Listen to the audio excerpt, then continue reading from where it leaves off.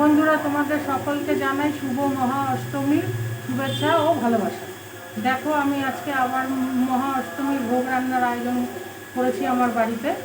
দেখো, আমি আজকে এই যে দেখো, এখানে ফুলকপি ভাজা বসিয়েছি। ফুলকপি হবে, ফুলকপির তরকারি। আর এখানে সব রকম যে ভাজাটা হয় 7 রকম ভাজা দেবো, সেই ভাজা বসানো হয়েছে। মোটামুটি এইদিকে দেখো, এইদিকে এক ডেক খিচুড়ি হয়ে গেছে, আরও হবে। চাটনি হয়ে গেছে, পায়েস হয়ে গেছে।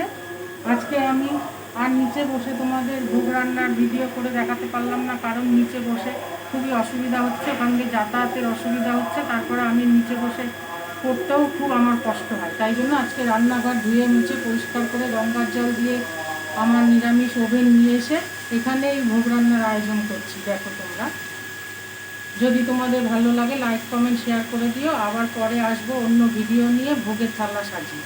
ঠিক আছে, রাখছি।